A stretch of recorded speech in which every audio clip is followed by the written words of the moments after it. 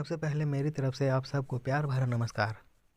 इस वीडियो में हम लोग chapter poem 1.1 past present future के सभी सवालों पर चर्चा करते हुए उनके आंसर को जानेंगे। तो चलिए स्टार्ट करते हैं क्वेश्चन नंबर 1 से। Read the poem allowed using proper rhythm and intonation. उचित लय और स्वर का प्रयोग करते हुए कविता को ज़ोर से पढ़िए। तो इस पहले क्वेश्चन में इस पोएम को लय और स्वर के साथ थोड़ी तेज़ आवाज़ में पढ़ने के लिए कहा जा रहा है। इस प्रकार इस क्वेश्चन के लिए आपको किसी भी प्रकार के आंसर लिखने की ज़रूरत नहीं है, बस इसे अच्छी तरह से रिदम और इंटोनेशन के साथ पढ़ने की ज़रूरत है, जो इसके पहले के वीडियो में आपको बताया जा चुका है। आप उस वीडियो की सहायता से उसे उसी प्रकार से पढ़ने की कोशिश कीजिए। फिर भी उसके अलावा मैं इसे फिर से एक बार पढ़ के बता देता हूँ। Tell me smiling child what the past is like to thee, an autumn evening soft and mild with a wind that sighs mournfully. Tell me what is the present are, a green and flowery spray where a young bird sits gathering its power to mount and fly away. And what is the future happy one, a sea beneath a cloudless sun, a mighty glorious dazzling sea stretching into infinity. ठीक है, तो आप इसी तरह से दोहराइएगा। 5-10 बार पढ़ने के बाद आपको भी इसका हैबिट हो जाएगा। ठीक है, तो अब चलते हैं क्वेश्चन नंबर 2 की ओर। Link the items in the 3 columns properly. तीनों स्तंभों में मदों को सही से जोड़िए।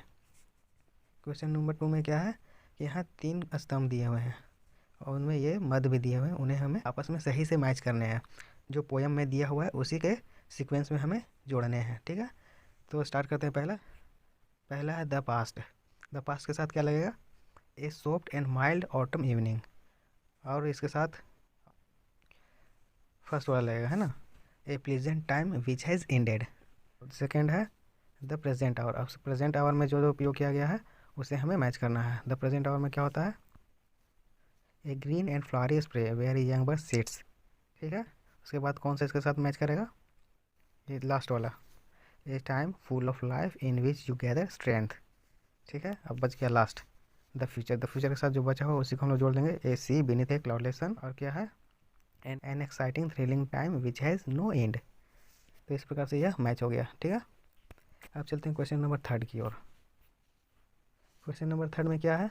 Find the meaning of the following words. निम्नलिखित शब्दों के अर्थ खोजिए। तो नीचे में कुछ शब्द दिए हुए हैं, हमें उनके अर्थ खोजने हैं। ठीक है, उसके मीनिंग को। तो यहाँ पे दी दिया हुआ है, तो दी का मतलब होता है यू। दी बहुत पहले के ज़माने में इस्तेमाल किया जाता था। सेकेंड है मौनफुली। मौनफुली का मतलब क्या होता है? एक उदासी भरा, सैडनेस, सैडली इसको बोलेंगे। ठीक है, स्प्रे। स्प्रे में क्या होता है? अ फ्लावरी ब्रांच, फूलों से भरा हुआ टहनी या शाखा। फोर्थ क्या है? माइटी। माइटी का मतलब समझ में आता है क्या? शक्तिशाली, पावरफुल, फिजिकल स्ट्रेंथ। ठीक है, तो हम लोग इसके लिए क्या लिखेंगे? दी के लिए यू, मौनफुली के लिए सैडली, स्प्रे के लिए अ फ्लावरी ब्रांच, एंड माइटी के लिए फिजिकल स्ट्रेंथ या पावरफुल जोड़ देंगे। ठीक है, अब next question number 4। Write the adjectives that are used to describe the following. निम्नलिखित का वर्णन करने के लिए उपयोग किए जाने वाले विशेषण लिखिए।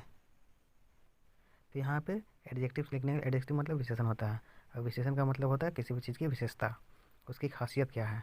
तो यहाँ पे 3 शब्द दिए हुए हैं, इवनिंग, स्प्रे एंड सी। इन तीनों की विशेषताएं हमें लिखने हैं जो इस पोएम में पहले से दिया हुआ है। ठीक है, तो इवनिंग कैसा है? Soft and mild. स्प्रे कैसा है? Green and flowery. सी कैसा है? Mighty, glorious and dazzling. तो ये एडजेक्टिव्स हैं। अब चलते हैं question number 5। Right one line about each of the following with the help of the poem. निम्नलिखित में से प्रत्येक के बारे में कविता की सहायता से एक एक पंक्ति लिखिए। तो हमें कविता की सहायता से ये 3 नीचे दिए हुए चीज़ों पे एक एक पंक्ति लिखने हैं। ठीक है, तो ए में क्या है?